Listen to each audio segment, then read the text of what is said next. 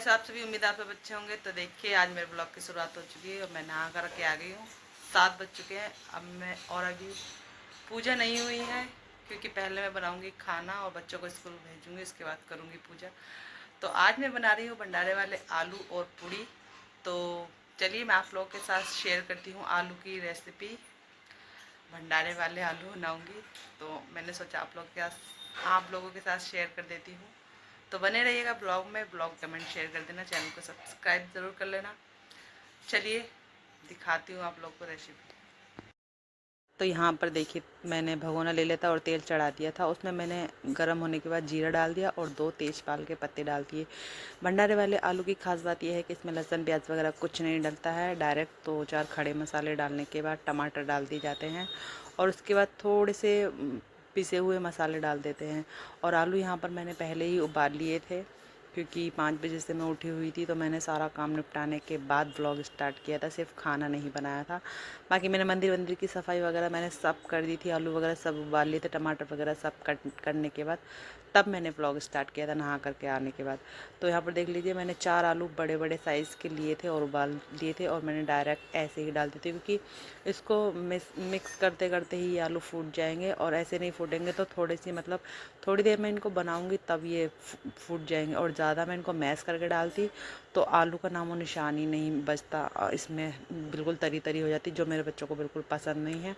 और यहाँ पर देख लिया उसके बाद बन चुके थे आलू, लगभग 90% बन चुके थे, 10% ही बचे थे। तो यहाँ पर मैंने कसूरी मेथी डाल दी थी और थोड़ा सा यहाँ पर गरम मसाला भी डाल दें तो और स्वाद आ जाता है, टेस्टी बनते हैं, काफ़ी अच्छे लग रहे थे भंडारे वाले आलू। और उसके बाद देख लीजिए यहाँ पे मैंने आटा ले लिया था, उसमें मैंने कसूरी मेथी, थोड़ा सा हींग और थोड़ी सी अजवाइन डाल ली थी और उसके बाद आटा लगा लिया था मैंने। उसके बाद मेरी पहली पूड़ी को ही नज़र लग गई, शायद मेरी ही लग गई क्योंकि मैं बहुत खुश थी और बहुत खुशी खुशी आलू बना रही थी और पूड़ी बना रही थी क्योंकि मेरे बच्चों को भी बहुत पसंद है और हस्बैंड को भी पसंद है, मतलब हमें सभी को बहुत पसंद है आलू पूड़ी, भंडारे वाले आलू।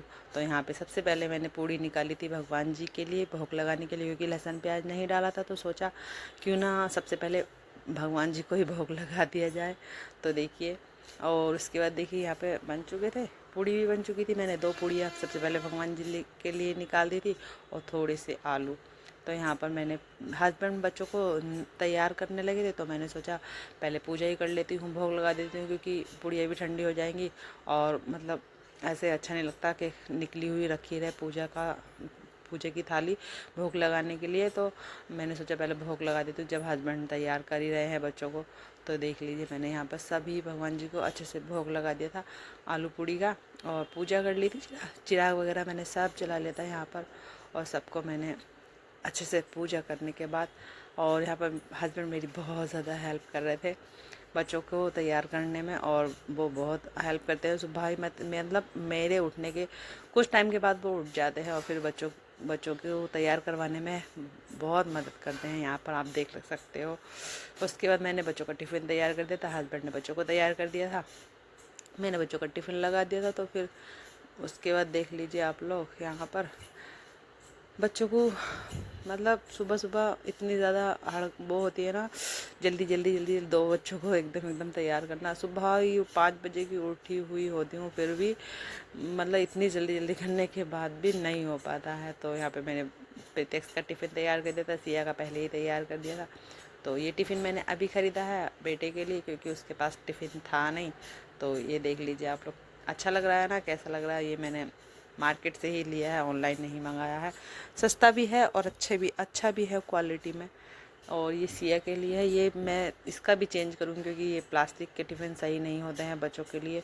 तो यहाँ पर देख लीजिए बच्चे तैयार होके और नाश्ता वगैरह सब कर लिया था उन्होंने, मैंने वीडियो नहीं बनाई थी। और उसके बाद हस्बैंड चले गए थे बच्चों को छोड़ने के लिए। और फिर आप लोग देख सकते हो मेरे घर की हालत, क्या कबाड़ मचा हुआ है क्योंकि इतना ज़्यादा फैलावा हो जाता है ना। आप लोग देख सकते हो कितना ज़्यादा फैलावा मचा हुआ है इधर उधर, कहीं कुछ पड़ा हुआ है कहीं कुछ पड़ा हुआ। तो अब फाइनली बच्चे जा चुके हैं, अब मैं पूरा रूम सेट करूँगी और बर्तन वगैरह सब मांजने के लिए बैठ गई थी मैं। उसके बाद हस्बैंड आ गए थे, उनका भी टिफ़िन बना के वो भी चले गए थे। फिर मेरे लास्ट में रह जाते हैं ये बर्तन। रूम मैंने सेट कर दिया था और अब मैं मांज रही हूँ ये बर्तन। तो यहाँ पर देख लीजिए, यहाँ पर हम लोग बर्तन मतलब मैं बर्तन धोती हूँ ना तो सारे आंगन में पानी पानी हो जाता है। यहाँ पर पानी का कोई सिस्टम ही नहीं है, तो देख लीजिए आप लोग, पूरे आंगन की धुलाई करनी पड़ेगी अब मेरे को। फिर मेरे बच्चे बाद में नहाते हैं और सोकर उठने के बाद मतलब मैं पहले ही धो के आ चुकी होती हूँ कपड़े, जो वो पहने हुए होते हैं 2 जोड़ी कपड़े उनके रह गए थे क्योंकि बच्चे बाद में नहाए थे। तो मैंने सोचा लाओ ये भी यहीं पर धो देती हूँ, जब पानी पानी हो गया है सारे में तो क्यों ना इस पानी पानी मतलब पूरा फ़ायदा उठाया जाए। तो यहाँ पर मैंने दोनों बच्चों के कपड़े धो दिए थे क्योंकि उन्होंने शाम को ही पहने थे, ज़्यादा गंदे नहीं थे कपड़े। शाम को ही उन्होंने दोनों ने नहा करके पहने थे और सुबह ही निकाल दिए। तो रात रात में सिर्फ वो लोग सोए थे, तो समझ सकते हो आप लोग, इतने ज़्यादा गंदे नहीं थे, सिर्फ पसीना वगैरह आया होगा तो उसी की स्मेल आ गई थी कपड़े में, इसलिए मैंने धो दिए थे। क्योंकि बच्चे नहीं पहनते हैं दोबारा, एक बार के कपड़े पहने हुए।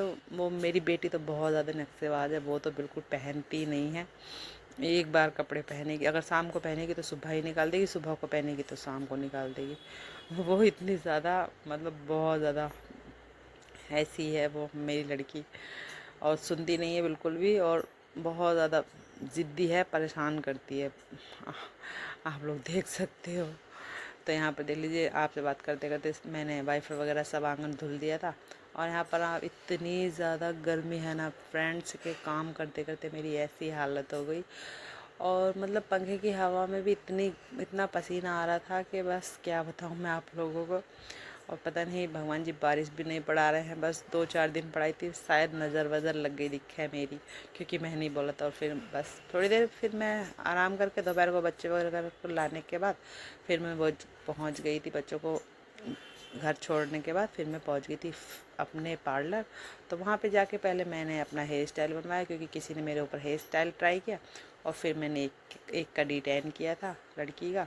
और यहाँ पर देख लीजिए आप लोग, हम न्यू स्टेप सीख रहे हैं, यानी कि प्रोफेशनल स्टेप मसाज के सीख रहे हैं हम लोग। आप लोग देख सकते हो, कोशिश कर रहे थे और मतलब कि अच्छे से अच्छे हम स्टेप कर पाएँ, कोशिश कर रहे थे। तो उसके बाद फ्रेंड्स में मेरे हस्बैंड आ गए थे और उनको जाना था मार्केट।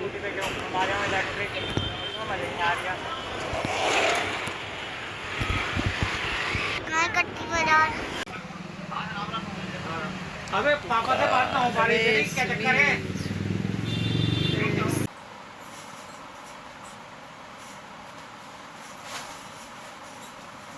देखो गाइस, मेरी न्यू ड्रेस आ गई। गाइस देखिए, मेरी न्यू ड्रेस आ ये गई। देखिए गाइस, इसके पास कपड़े भी नहीं थे और ये नंगो पुंगो की तरह बाजार चली गई ऐसे सैंडो बनियान पहन के। आपको नई ड्रेस दिखाऊं? और ये गई थी अपनी ड्रेस लेने, स्कूल की यूनिफॉर्म ये लेके आई है। तो गाइज ये ऐसे ही सैंडो बनियान में मार्केट चली गई और मैंने भी ध्यान नहीं दिया क्योंकि ये मेरे को बाहर ही मिली थी, मैं इन लोगों को बाहर ही मिल गई थी। और ये बीच में बैठी थी स्कूटी पर, और मतलब इतने एक्साइटेड थे हम लोग ड्रेस लेने के लिए इसकी, कि मैंने इस पर ध्यान ही नहीं दिया। और वहाँ जाके जब ये स्कूटी से उतरी तब मैंने ध्यान दिया कि यार ये तो ऐसी सैंडो में आ गई, मुझे बहुत